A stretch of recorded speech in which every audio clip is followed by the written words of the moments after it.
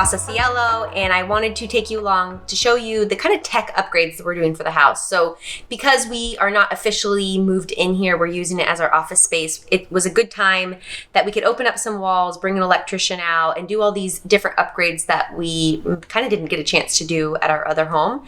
And so I thought I'd just walk you through what we've done so far. We've been here almost a month and kind of some fun upgrades. Okay, so for one of the first things we did, we both have electric cars, and we installed a charger right away so that we could come in and plug in our cars while we're here. There's 28 solar panels on this home, and because we're not using a lot of energy right now, it was really nice that we could kind of pull from that throughout the day and charge our cars. And you know, this is our office space basically right now, so we can come in and plug in our cars and then go home.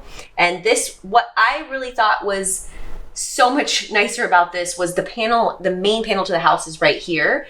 And so we demoed all the, there was built-in shelvings here that had to go. They were really old and kind of rickety. And so we demoed all that, and insulation, new drywall, and then the back of the panels here. And so it was such a short distance for this charger to get plugged in, which our other home, most of the price was running it, I think it was something like 20 feet or something it had to go from the panel to our garage. This was just really nice.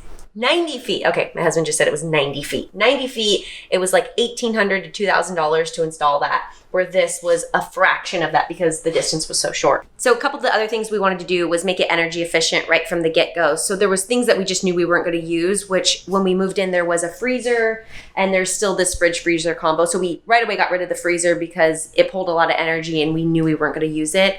And then throughout the house, there was just little things we turned off or took out that we just knew we weren't going to use right now. And because we're not here full-time in the day, that was a good thing to do. The pool is a real work in progress, but I did make a lot of phone calls this week finding out how we could upgrade the pool equipment, and even talking about salt water, changing it over to salt water, and replacing and repairing the deck.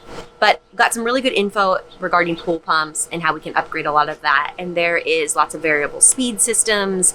As far as changing out the heater, right now we have a gas pump heater or a gas heater, and we're still researching it, but we've been told it's possible to change it to something that's more efficient. And the real reasoning behind this is not only is it super cool tech because you can do it on your phone and you can check it, and we think it would be really fun to be an hour away from coming over and we can set the heater before we come over with the kids. So the kind of upgrading it to that, as well as the amount of money you save switching to these systems, could be anywhere between like $100 to $150 a month. And with that heater, the heater as well as the variable speed pump, it could maybe even be double that. We were definitely like newbie pool owners, and we were like, oh, we got this. And it's like total chemistry, and we already turned the pool green like last week. The pump wasn't running all day, was that the pump? Yeah, the pump wasn't running all day. And so we had a green floor pool and remedied that. But yeah, new pool ownership, it's fun. So we both have pretty robust home businesses, and with our kids home, going to school, this has been a perfect place to move over and have our studios here. So my husband already moved his stuff over. He has his filming studio here. And a big thing that he wanted to do was put hardwired internet in all the rooms. So we had our electrician come out, and he ran hardwired internet to all the bedrooms, so that down the road we have if our sons have computers in the room, it's hardwired, as well as in the master bedroom. And then there's what I'm using as the office on the other side has hardwired internet. And this might be his temporary space, but it was the one room that the wallpaper was just around the border, so he could crop it out when he was recording. So it might evolve into a different room, but it's a good start. And the textured walls, we didn't really mind. So probably something to note, I know it was challenging to find this with our other home, is like a hub for all the internet, router, like tech equipment. I get really bummed when it's somewhere super noticeable. We've had a hard time finding a place to hide it at our other place, so I think we've put it on top of the kitchen cabinets a couple times, but then it's this fine line of where can you put it that it also still works well. So in this home, we have chosen to put it in this closet that is below the attic. And so it's basically the hub. It's like the tech hub of the house. And I know my husband has some like robust Wi-Fi equipment on its way. And so I'm sure I'll send him, then he can go do a whole video on that, because I don't really know what I'm talking about when it comes to that stuff. But I was able to kind of design-wise pick a place in the house that it wasn't really noticeable. And if we have any problems with heat or things like that, I actually could change out that door to be something that had airway pass through, like whether it's using like a cane treatment or there's a lot of like different design wise things they can do that still gets air in that space. So this house is already wired with speakers, and the speakers are actually pretty good quality. So we're going to leave the speakers and we're going to upgrade the receivers in the system, how we use the speakers. So we've had Sonos before in the past and we love them and we might still do them for outside, but for now we really want to utilize the speakers that have already been put in here. And so currently they have these big chunky receiver boxes, and we're just going to slim that down and find a different version. We don't know if this is going to be the side that all that equipment's going on, but yeah, so this room, which is the lounge, has built-in speakers as well as a master bedroom. And then there's 2 speakers that are not built into the walls in the main living area.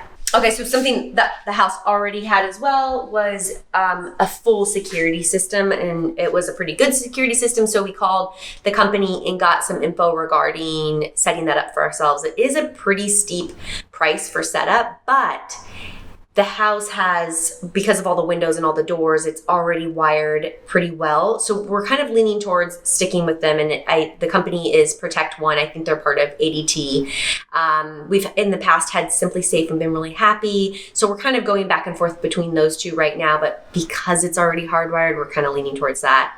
Okay, so I also moved over my studio and my office, and I got a new computer that my husband built me for editing videos, which is a whole different ballgame than dealing with photography. Like even on my laptop photography, I used to run into the problem of Lightroom and Photoshop being open and my computer didn't have enough space. But now with video, it was like within the first week, I was like, my computer is not going to handle this. So I have a new computer and it's not a Mac. Wish me luck because I really don't know what I'm doing with it, but it's super fast and it's already so nice to have, and it's somewhat pretty for how tech goes. My husband tried as hard as he could to find things that would kind of blend in and still feel light for the room. If you've seen any videos of his with his office, it's just teched out and everything's really massive and big and electronics looking. So far so good. This room's going to get a total makeover, but it has the hardwired internet in it, and the computer is going to stay in this room for the time being. And yeah, I just really like having a space that is dedicated for this and I can come, and it's just been really good to work in so far. Another thing that was already in the home when we moved in was a whole water system for the outdoor plants. It has a lot of landscaping and they had different zones. I think there's 7 or 9 zones total. So it's a ton of vegetation.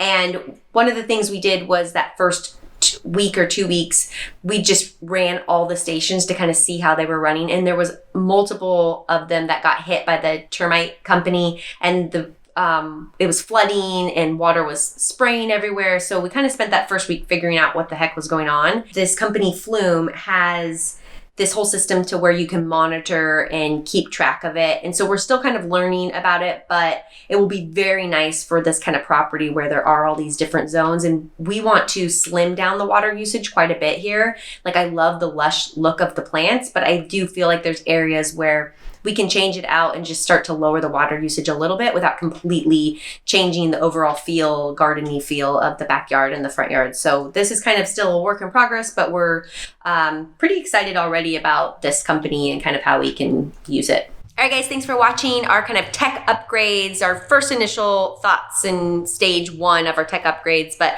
these are some things that I know for our home businesses and just keeping the house really kind of efficient, we're really excited to see kind of progress. So stay tuned for more, and please like, subscribe, and share, and I'll see you in the next one. You're waiting for me to do